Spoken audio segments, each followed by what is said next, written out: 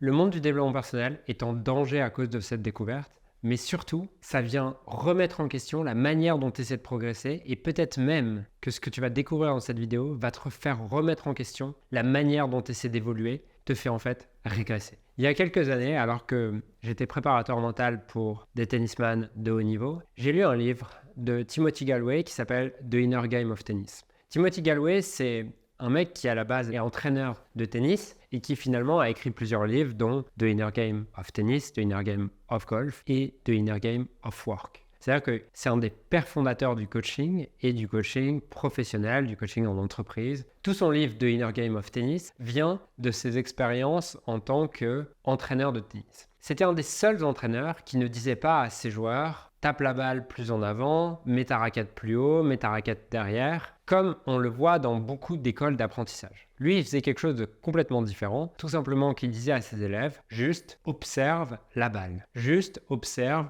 où as-tu frappé la balle maintenant ». Et plutôt que de rentrer dans une démarche de conseil, de voici ce que tu dois faire, d'injonction, il était au contraire dans une méthode dans laquelle toute la base de cette méthode était fondée sur l'idée que le corps avait une sagesse innée et qu'en voyant d'autres personnes jouer au tennis, le corps, si on lui faisait observer certaines variables, et je vais t'expliquer pourquoi on fait observer certaines variables, va apprendre naturellement sans qu'on ait besoin de lui donner de conseils d'une manière beaucoup plus efficace que si on lui donnait des conseils. Parce que selon Timothy Gallwey, il y a une équation de la performance qui est performance égale potentiel moins interférence. Donc la performance, c'est quoi? C'est quel est le résultat que j'obtiens. Et cette performance, d'ailleurs, c'est quelque chose qu'on peut appliquer à absolument tous nos domaines de vie. Et on verra dans la suite de cette vidéo comment on peut justement appliquer ça.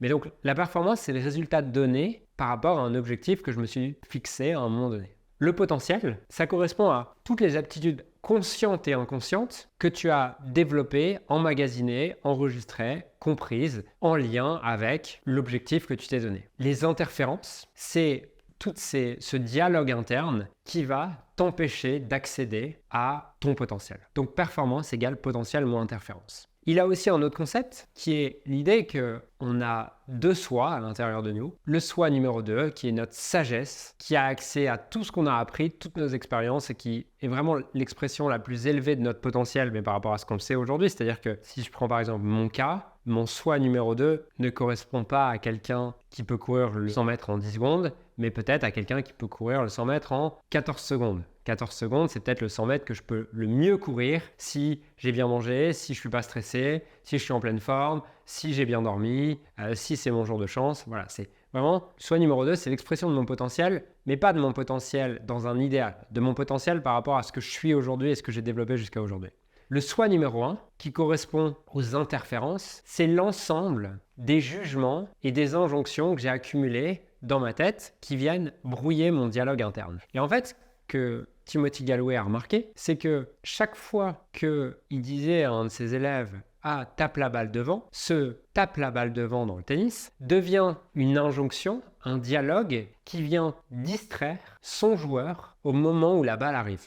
Et d'ailleurs, il a tout un chapitre qui est basé sur la concentration et sa définition de la concentration, être concentré, c'est être distrait de tout ce qui me distrait. Autrement dit, au moment où j'observe différentes variables à un moment donné, plutôt que d'essayer, en jouant au tennis par exemple, de me juger et de me dire « Ah, tape la balle devant » et que je me donne des ordres comme ça, si j'observe une certaine variable, le fait d'observer ça me distrait de mon dialogue interne. Et comme c'est mon dialogue interne qui va me distraire, le fait d'observer une variable me permet d'être concentré puisque je suis distrait de ce qui me distrait. Toute son approche est basée là-dessus puisque performance égale potentiel moins interférence. Potentiel, c'est le soi numéro 2. Interférence, c'est le soi numéro 1. Et dans n'importe quel domaine de vie, si on veut progresser, selon Timothy Gallwey, il s'agit d'apprendre à mettre notre attention sur certaines variables qui vont nous permettre de taire le soi numéro 1, de taire les interférences, d'être pleinement présent dans l'action, puisque le fait d'observer certaines variables va nous permettre d'être pleinement présent.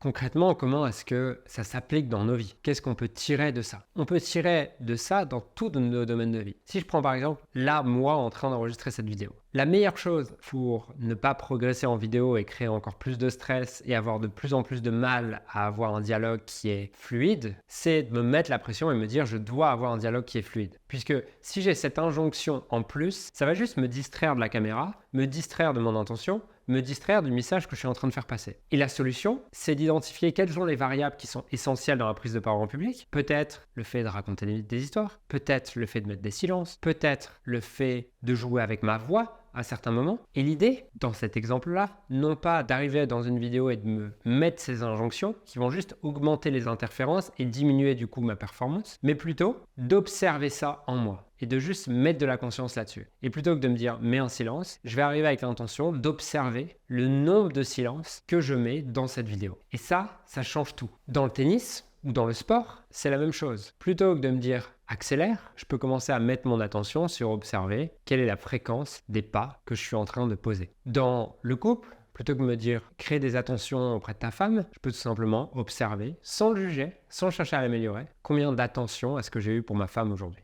Et le fait d'observer plutôt que me donner une injonction va diminuer les interférences, me permettre de mettre de la conscience à l'endroit où je dois le mettre et va changer ma performance au fur et à mesure du temps. Et malheureusement, c'est pas comme ça que la majorité de l'apprentissage est fait. La majorité de l'apprentissage est encore fait sous une forme très descendante sur lequel on ne fait pas confiance à l'apprenant et sur lequel on donne des ordres et on dicte des ordres à l'apprenant. Et c'est comme ça que nous, plus tard adultes, on auto-apprend parce qu'on a été éduqués comme ça. Et la solution, c'est de revenir à cette sagesse et à cette loi qui est performance égale potentiel moins interférence, ce qui veut dire que si je veux progresser, le but est de diminuer les interférences. Et diminuer les interférences, je vais le faire de la meilleure manière, en mettant mon attention sur certaines variables qui me permettent d'être tellement concentré sur ces variables-là que je n'ai plus d'espace pour avoir un dialogue interne, pour me juger, pour juger ma performance, ce qui va diminuer l'expression de mon potentiel.